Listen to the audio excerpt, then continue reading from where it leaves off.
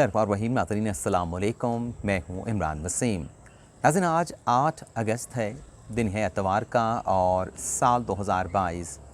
आज के रोज़ का ये हमारा दूसरा वीलॉग है जिसमें 4 अहम ख़बरों पर आप नाज़रीन के साथ गुफ्तगू करेंगे। आज की चारों ख़बरों की जो हेडलाइंस हैं, जो टाइटल्स हैं, वो थंबनेल पे आप तमाम देखने वाले पढ़ चुके हैं।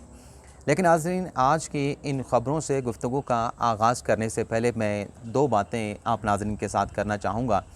एक तो आप तमाम दोस्तों से, भाइयों से, बहनों से, बुज़ुर्गों से ये हम्बल सी दरख्वास्त करेंगे कि चैनल को सब्सक्राइब कर लें और बेल आइकॉन का बटन भी ज़रूर प्रेस करें।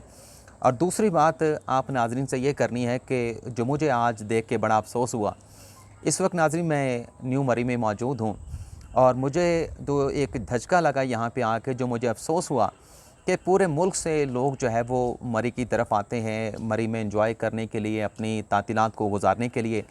लेकिन यहाँ पे जो न्यू मरी में मैंने देखा है कि ये जो इलाका है, इतने सालों से कोई लाखों की तादाद में जो सयाह हैं वो न्यू मरी का रुख करते हैं और इसकी अट्रैक्शन की जो वजह है वो चेयर लिफ्ट है जो यहाँ पे है। लोग आते हैं, चेयर लिफ्ट पे बैठते हैं, एंजॉय करते हैं। लेकिन जो चीज़ मैंने नोट की कि मरी जो शहर है, मरी शहर में तो तमाम सहूलियात फ़राम की गई हैं, माल रोड है, लोग वहाँ पे एंजॉय करते हैं।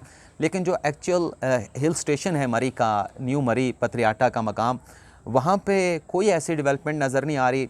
पूरा का पूरा इलाका जो है वो बैकवर्ड है। कोई ऐसे डेवलप अच्छे होटल यहाँ पे मौजूद नहीं, जो टूरिस्ट आते हैं उनके लिए फ़ैसिलिटीज़ यहाँ पे मौजूद नहीं।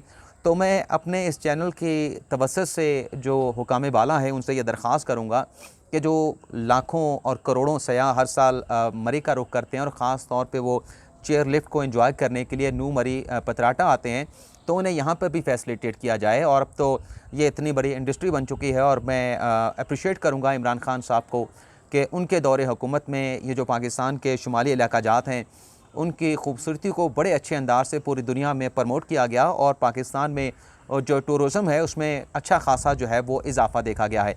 अब देखते हैं कि ये जो इलाका पथरियाटा का है, न्यू मरी का है, ये बैकवर्ड है, क्या यहाँ पर भी फोकस किया जाता है जिस तरह से मरी का जो शहर है, जो ज़िला है, उस पर फोकस किया गया है, या जो नारान कागान पर जिस तरह से फोकस किया जाता है, वहाँ पे सड़कें बनाई जाती हैं, फैसिलिटीज़ भी कुछ ना कुछ दी जाती हैं। लेकिन यहाँ पे मैंने देखा है कि उस तरह की सहूलियात नहीं हैं। अब आ जाते हैं जो आज की हमारी 4 ख़बरें हैं। तो सबसे पहले फ़याज़ुल हसन चौहान के साथ जो 24 घंटों के अंदर एक हाथ हो गया है, बल्कि हाथ ना कहें कि उनकी ज़बान को लगाम लगा दी गई है। पहले नाज़रीन फ़याज़ुल हसन चौहान को पूरे पंजाब हुकूमत का जो है वो स्पोक्स पर्सन यानी तर्जुमान मुकर्रर किया गया और अभी जो उनका नोटिफिकेशन जारी हुआ था पंजाब हुकूमत के स्पोक्स पर्सन का, उसकी स्याही भी खुश्क नहीं हुई थी कि हटा दिया गया फ़याज़ुल हसन चौहान साहब को इस ओहदे से और अब उन्हें सिर्फ वज़ीर आला पंजाब का जो है वो स्पोक्स पर्सन जो है मुकर्रर कर दिया गया है।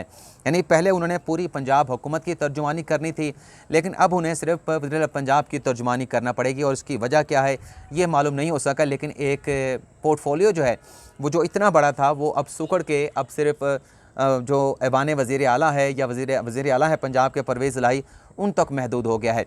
दूसरी नाज़रीन ख़बर जो शरी मज़ारी साहबा की बदकिस्मती से याददाश्त जो है वो खो गई है, उनके साथ याददाश्त का मसला पैदा हो गया है।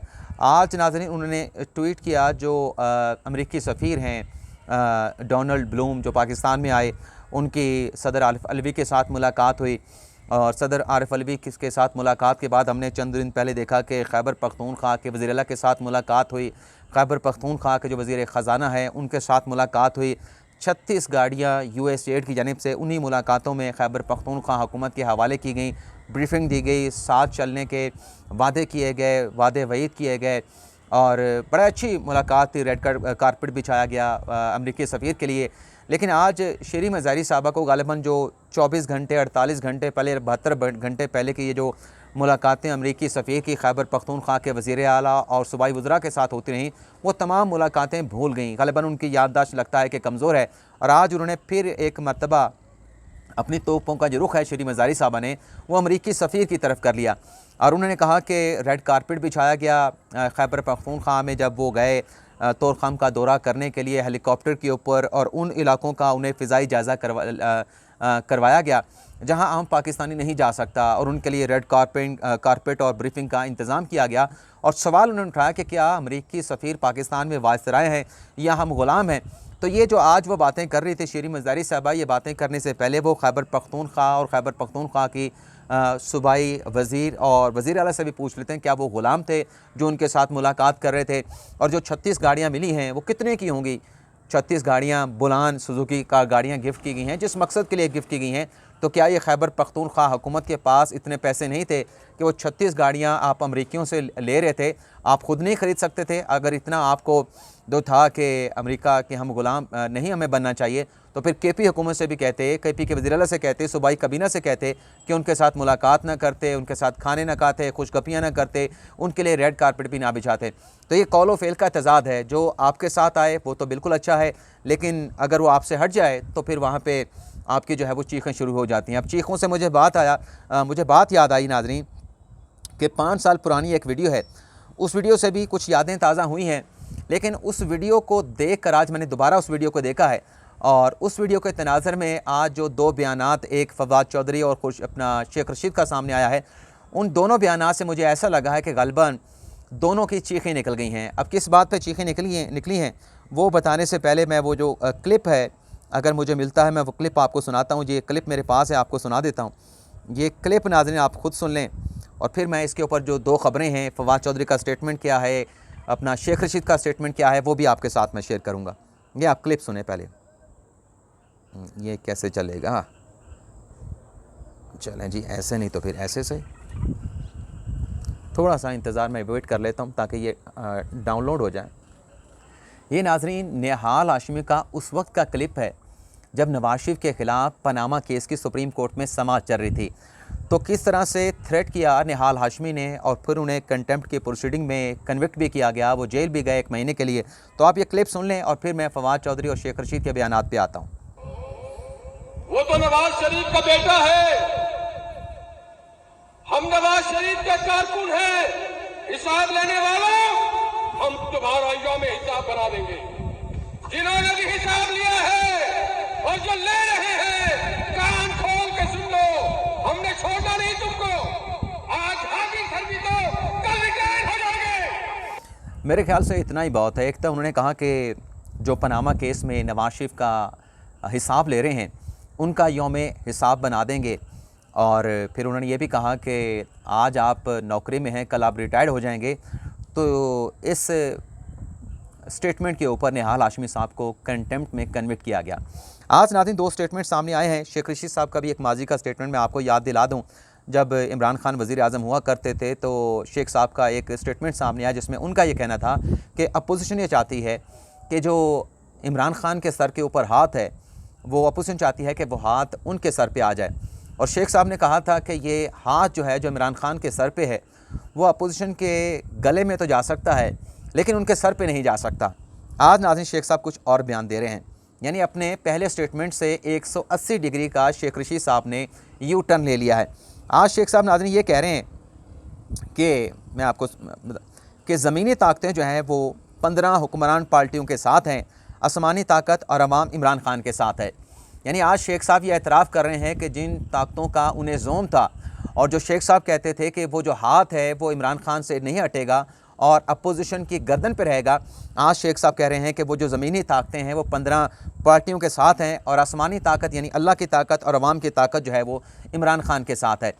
उस वक्त अगर ये स्टेटमेंट देते, उस वक्त तो ये स्टेटमेंट नहीं दिया कि इमरान खान के साथ अल्लाह की ताकत है, अवाम की ताकत है।